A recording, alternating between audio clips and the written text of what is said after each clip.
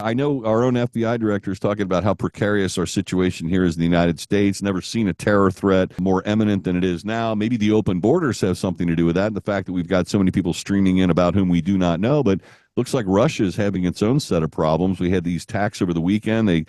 Terrorists had a coordinated attack of synagogues, churches, and police stations. And apparently, this isn't the first instance of this type of terrorist situation going on. I know they had that mass shooting. They've got some serious problems on their own, don't they? They do. They have quite a bit of problem. I mean, not only they have this war going on, and now they're also dealing with long-range U.S. weapons that have been, and Western weapons that have been allowed to strike Russian territory. They also had on the same day, just hours apart from those two terrorist strikes you're talking about, a strike on the beach in Sevastopol in the southern part of Crimea, which killed, I think, four civilians, so a 2-year-old kid, and 100 and something people were wounded when either a misfire happened with one of the U.S. ATACMS missiles or it was deflected off course by an attempted shoot down. We can't really tell what happened, but we do know that the rounds landed on the beach. And the Russians, of course, are viewing this all as one big terrorist event that was coordinated. I don't have any ability to know whether they're accurate or not, but certainly from their perspective, it was a bad day for Russia. Well, I suppose it is within the realm of possibility that the CIA somehow had something to do with terrorist attacks going on in Russia, but the terrorists themselves have a beef with the Russians. I mean, this is Dagestan region. They've got Right. Muslim fundamentalist terrorists in that region. Am I wrong? Dude, no, that was right. In fact, it was Muslim terrorists on the Crocus attack at the music hall in Moscow you referred to back in March. So this is, and that's certainly not the first one in Dagestan either. But it's something they've been working about, and the Russians don't at all say, "Oh, this was just the CIA." If you read the local media, which I was doing literally just before we came on air here, they're quite concerned about this continual problem that they have because there's so many different ethnicities and religions in the Russian Federation Right. that they're real concerned about causing divisions and opening up a religious war in their country. So they're very, very sensitive to try to keep the lid on that, and it's a problem that they're dealing with even before this war started.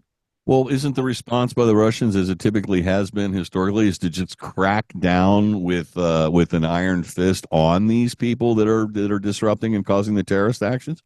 Well, they are. It's in terms of the people that actually did it, but they have to forget about morality or anything else. But just operationally, they have to have also a soft hand to deal with the Muslim population. Because if you crack down too hard, then you'll actually push them into more extremisms and make them think that they actually are being targeted by the Russian state, which is what they're trying to avoid.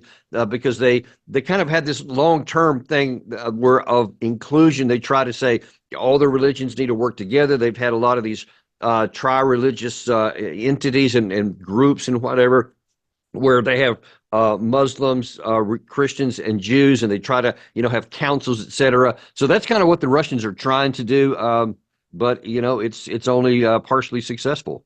Well, it's interesting when you compare that to the Soviet Union, which, it was the antithesis of religion. They would crack down on literally any religion because, of course, religion is contrary to Marxism, which puts the state above all things. People who are Right. religious look to a higher power, regardless of what that religion is, which cuts the state out of the equation.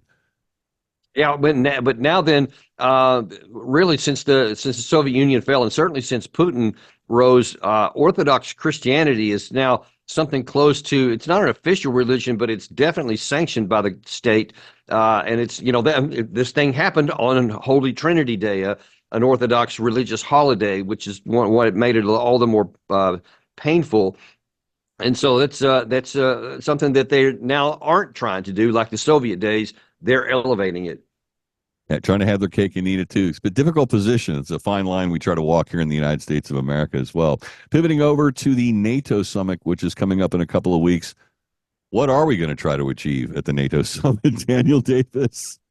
Yeah, well, if you listen to some of our statements, we're looking to set a path and a map for when Ukraine's going to join NATO, and I just cannot for the life of me understand what we're thinking, because by NATO's own documents and own requirements about what it takes to bring somebody else into the alliance, Ukraine does not qualify, will not for the foreseeable future. As far as you can see into the future, you have to have internal disputes resolved. They kind of have this thing in the Donbass, and your external disputes resolved. They have this thing with Russia. I don't know if you've heard about it, but it's a big problem, and we're just like turning a blind eye to that. And then you have Donald Trump a week or so ago, Nigel Farage, both saying, hey, it was NATO enlargement that caused this war in the first place, the provocation, which Russia had been saying for 15 years, as I wrote about earlier in 2022. That was how long this has been going on. So why would we now, knowing that that's happened and it has, why would we want to say we're going to keep pushing that direction, which will prevent the war from being resolved and give Russia all the more incentive to just keep going until they get a military victory? I don't see what the benefit is for us. I truly don't. It sounds to me like the benefit is inviting a World War III. I mean, if you flip the switch today, Daniel Davis, as a hypothetical, and today they declared, and it all passed, that NATO welcomed in Ukraine. They're now a NATO member. The fact that they're in a shooting war with Russia, wouldn't that invite a defense obligation by the NATO countries to get involved in that? Actually, absolutely. I mean, that's the Article 5 issue, which is why it will never happen. And that's the infuriating part to me. We keep promising Ukraine that this is coming. We want to kind of inch down the road, but we know, because you have to have 32 members. It has to be unanimity. Everybody has to vote for it. And I guarantee you, Slovakia and Hungary alone would never vote for it. But most of the countries over there would also, even France, even Germany, would never vote for Ukraine to come in if it's going to mean an Article 5 for their country. So why then keep going down a path that you know you're not going to go down? It just perpetuates the war. It gets more Ukrainians killed, and it keeps us all on the possibility, like you say, of escalating the war. Well, of course, NATO rose in the ashes of World War II, unified powers against, the Soviet Union and communism, the Western powers all joining together to help each other out.